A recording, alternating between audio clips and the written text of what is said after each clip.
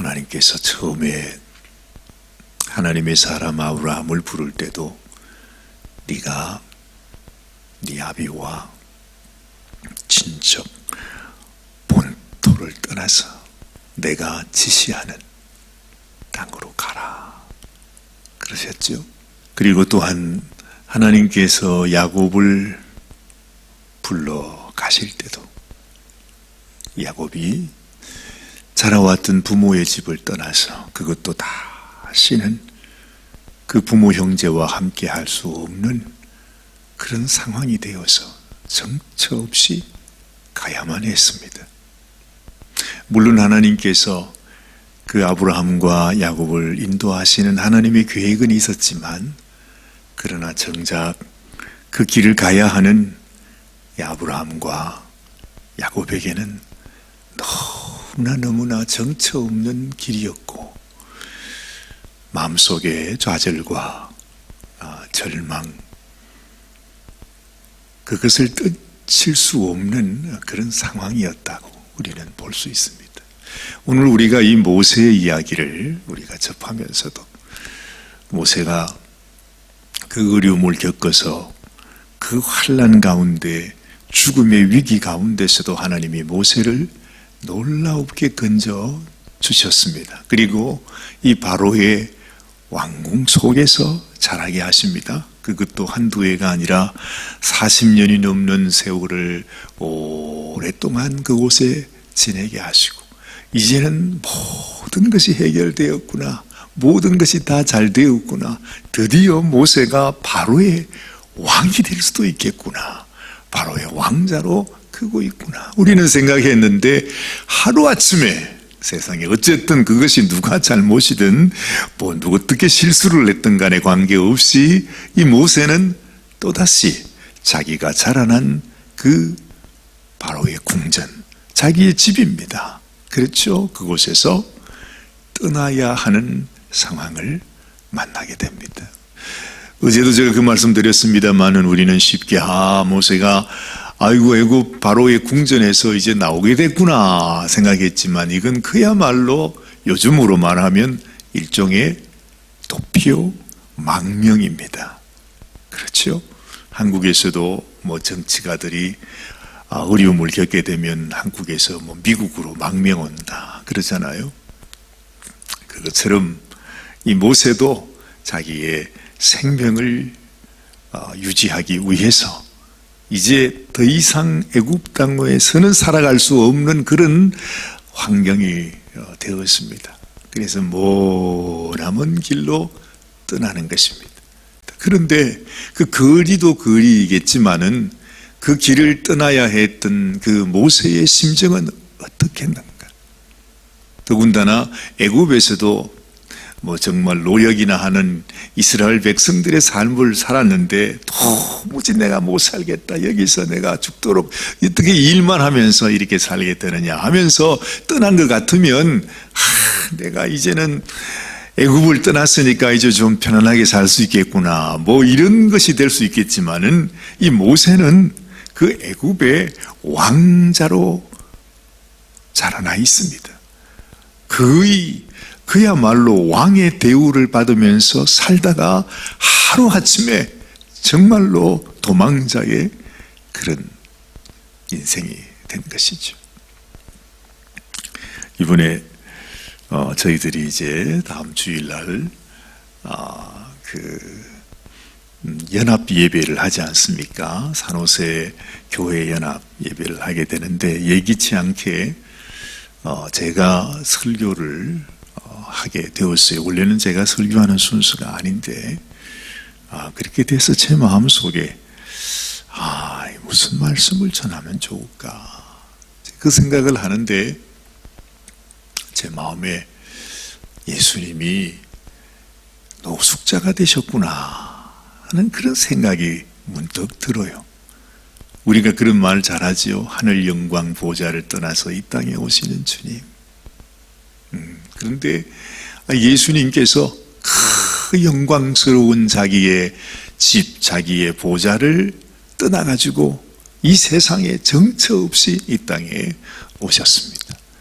그래서 예수님이 자신을 소개할 때 나는 머리 둘 곳이 없다 그래요. 그 말이 무슨 말입니까?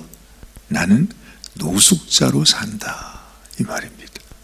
그래서 이번에도 우리가 아이고 이 겨울에 뭐 어쨌든 사연이야 어떠하든 사정이야 어떠하든 간에 거리에서 이 밤에 이 새벽에도 어느 곳인가 그냥 이 이슬을 피해서 어느 처마 밑에서 아니면 어느 셀터에서 아니면 그것도 없이 정말 가야 할 곳이 없이 방황하고 하다가 어디 쓰러져 잠자고 있는 그런 노숙자가 계실까 혹시나 해서 그래서 노숙자들에게 따뜻한 밥 한 그릇 아니면 침낭이라도 선물로 하면 좋겠습니다. 뭐 그런 캠페인을 하고 있습니다만은 그래요.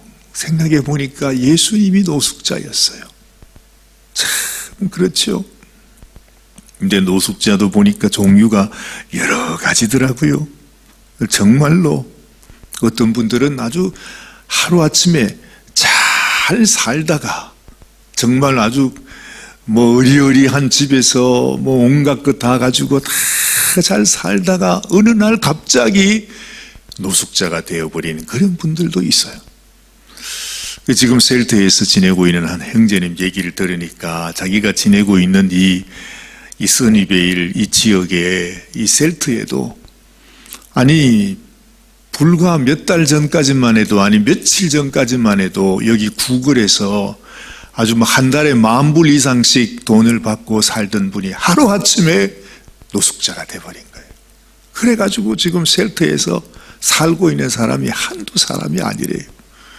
참 기가 막힌 일 아닙니까? 그 셀터 바로 앞이 구글인데 아니 지난달까지만 해도 그 구글에서 한 달에 10,000불 뭐 20,000불 그렇게 월급을 받으면서 그렇게 잘 나가는 사람으로 일을 했었는데 하루아침에 그냥 거기서 직장이 끊어져 버려가지고 세상의 그 셀터에서 살고 있다는 것입니다. 참 기가 막히지 않습니까? 뭐 그런 사연을 얘기하자면 뭐 한도 끝도 없겠죠. 그런데 아니 보니까 알고 보니까 말이죠. 우리 예수님도 그랬다는 거죠. 그 영광 보좌에 계시다가 정말 모든 천지 만물을 다 지으시고 다스리시는 그 주님께서 하루아침에 하나님께서 그 아들을 이 땅에 보내셨어요. 그래서 네가 노숙자로 살아라. 어디 그것뿐이겠습니까? 정말로 그 주님이 이 땅에 오셔서 얼마나 많은 멸시를 받으십니까? 얼마나 많은 조롱을 받으십니까? 얼마나 많은 욕을 먹었습니까? 결국에는 그 참혹한 십자가에서 예수님은 죽음을 당하셔야만 했던 그 이야기를 우리가 너무나 잘 알고 있습니다. 자, 오늘 이 말씀 속에서도 지금 모세가 애굽의 왕입니다. 요즘으로 말하면 미국의 대통령의 아들입니다. 그러다가 노숙자가 된 것입니다. 오갈 데가 없습니다.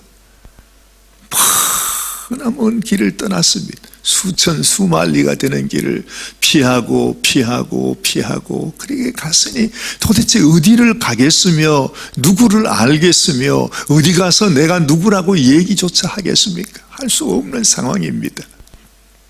이런 가운데서도 하나님께서 이 모세를 위해서 한 가정을 소개하시죠.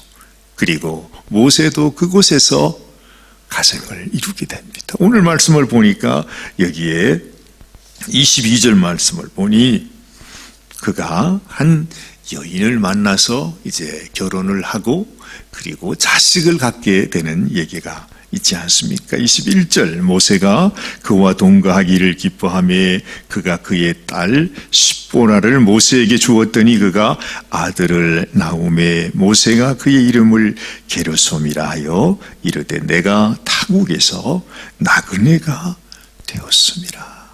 그래요. 자기 아들 이름을 나는 노숙자다. 또 내가 이 객지에 이 참 이국 땅에 와서 내가 노숙자가 되었다. 이것이 모세의 아들 이름의 뜻이란 말입니다. 게르솜. 이것만 봐도 그 모세의 마음속에 있었던 말 수 없는, 참으로 말로는 표현할 수 없는 뭐라고 할까요? 그의 그 고통, 절망, 비관, 내 인생이 어떻게 하루아침에 이렇게 될 수가 있냔 말이죠. 그 이유는 모세가 그 바로의 궁정을 만족해 하지 아니하고 이스라엘 백성들을 자기 형제라고 생각하고 그 형제를 살리기 위해서 자기가 무언가를 해보려고 했던 그것 때문에 이 모세는 이렇게 나락으로 떨어져서 노숙자가 되고 정체 없는 길에서 하나님께서 그 아들에게 이제는 그 미디안 땅에서 조그마한 자기의 보금자리를 만들게 되었다 하는 것이죠. 어떻게 보면 어떻게 하나님께서 모세를 이렇게 할 수 있겠는가 싶은데 이것도 하나님의 인도하심이요, 하나님의 계획이요. 하나님께서 지금까지는 바로의 궁전에서 40년을 지냈는데 이제는 그 미디안 광야에서 양을 치는 목자로서, 한 가정의 아버지로서 40년 세월을 또다시 보내는, 모세의 생각에서는 완전히 이제는 자기 자신이 땅 속에 매장되는 것과 같은 그런 나락으로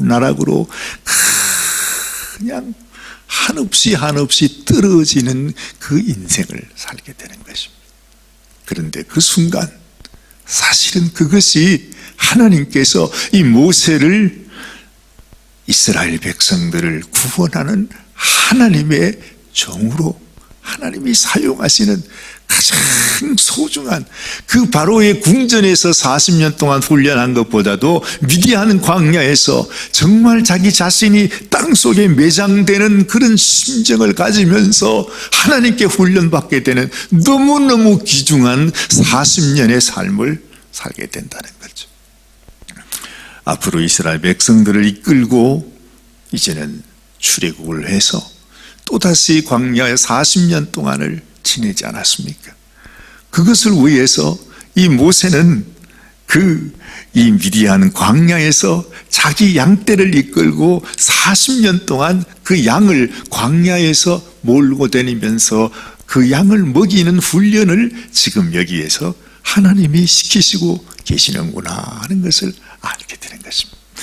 여기 보면 23절 말씀부터 나오는 이 말씀을 통해서 우리가 오버랩이 되는 것이, 하나님께서 이 모세를 그 훈련장에 집어넣으면서 또한 이스라엘 백성들이 이제는 도무지 우리가 애굽 땅에서 이대로 살 수가 없습니다 하는 이스라엘 백성들의 눈물과 부르짖음이 하나님 앞에 상달이 되었다 하는 것을 보면, 하나님께서 이 모든 일을 위해서 하나님이 당신의 그 구원의 일을 준비하고 계시는구나 하는 사실을 우리가 알게 되는 것입니다. 23절 말씀에 이렇게 말합니다. 여러 해 중에 여러 해 후에 애굽 왕은 죽었고 이스라엘 자손은 고된 노동으로 말미암아 탄식하며 부르짖으니 그 고된 노동으로 말미암아 부르짖는 소리가 하나님께 상달된지라 그랬어요. 24절, 하나님이 그들의 고통 소리를 들으시고 하나님이 아브라함과 이삭과 야곱에게 세운 그의 언약을 기억하사 하나님이 이스라엘 자손을 돌보셨고 하나님이 그들을 기억하셨더라 그랬죠. 하나님의 때가 점점 가까워지고 이제 하나님께서 이미 야곱에게 또한 아브라함에게 그렇게 하나님이 미리 말씀해 주셨어요. 너희의 자손들이 다른 이국 땅으로 가서 400년 동안을 종살이를 하다가 다시 이곳으로 돌아오게 될 것이다. 이미 벌써 하나님께서 그 예언을 해주지 않았습니까? 이제 그 말씀을 이루기 위한 하나님의 놀라운 역사가 시작되는구나. 하나님이 약속하셨던 그 약속을 하나님이 다시 기억하면서, 아, 그래, 내가 이들에게 약속했던 그 약속을 이룰 때가 이제는 되어졌구나 하고 하나님께서 기억하셨다 하시는 말씀을 하고 있는 것입니다. 언제나 우리는 좌절하고 절망할 때에도 바로 그때가 하나님의 때이다 하는 것, 우리는 기억해야 하겠습니다. 우리 주님께서도 이제 주의 때가 이르러서 하나님의 뜻을 이루기 위해 당신의 생명을 내어주듯이 우리의 삶 속에서도 어떤 모양이든지 하나님께서 내 삶의 고난과 시련과 함께 하나님이 이루시고자 하시는 하나님의 놀라운 계획과 역사도 이루어진다는 사실을 우리 마음에 기억하고, 그저 어렵다고 힘들다고 내가 도무지 이제는 소망이 없다고 좌절하고 절망할 것이 아니라 하나님 앞에서, 하나님 당신의 일을 이루시옵소서, 당신의 약속을 이루시옵소서, 당신의 때가 되어감을 아오니 하나님, 나도 하나님 앞에 은혜 받기에, 하나님의 역사에 참여하기에 부족함이 없는 믿음의 사람이 되게 하여 주시옵소서. 하나님께 기도하는 이 아침이 되시기를 바랍니다. 기도하십시다. 하나님, 감사합니다. 주님, 때로는 하나님께서 왜 나를 이렇게 버리시는가? 하나님께서 왜 나에게 이런 어려움을 주시는가? 해도 너무한, 하나님이 살아계시다면 어떻게 우리 삶 속에 이런 일이 있을 수 있는가? 우리는 원망하고 불평하고 좌절하고 절망하고 아버지 모든 것을 다 포기하고 싶은 그런 때도 많이 있습니다. 하나님, 그러나 오늘 이 말씀을 통해서 하나님께서 주님 우리를 가장 절망의 끝장으로 우리를 몰아갈 때에도 하나님께서 우리를 통해서 하나님이 계획하시는 하나님의 뜻과 하나님의 그 계획이 있음을 우리가 알고 항상 믿음으로 하나님을 바라보면서 우리가 하나님께 더 부르짖고, 하나님 나를 구원하옵소서, 하나님 나를 기억하옵소서, 하나님 당신의 나라 임할 때에 나를 기억하여 달라고 하는 그 마지막 살인 강도의 주님을 향한 기도처럼 우리도 주님 앞에 내 인생을 기억해 달라고 하나님께 부르짖고 간구하고 내 인생을 주님께 올려드리는 저희들이 되게 하여 주시옵소서. 우리 주님 예수님의 귀하신 이름 의지하여 간절히 기도드리옵나이다. 아멘, 아멘, 아멘. 지금도 함께 하시는 하나님, 오늘도 우리를 붙들어 주옵소서. 오늘도 우리를 붙들어 주시옵소서. 우리로 하나님을 기억하게 하시고, 우리 하나님 앞에서 하나님께서 우리들에게 아버지 무엇을 원하시는지, 아버지의 뜻이 무엇인지, 하나님의 계획이 무엇인지 깨닫는 마음을 허락하여 주시고, 아버지 하나님 앞에 주님 믿음으로 살아가는 저희들이 되게 하여 주시기를 간절히 비옵고 소원합니다.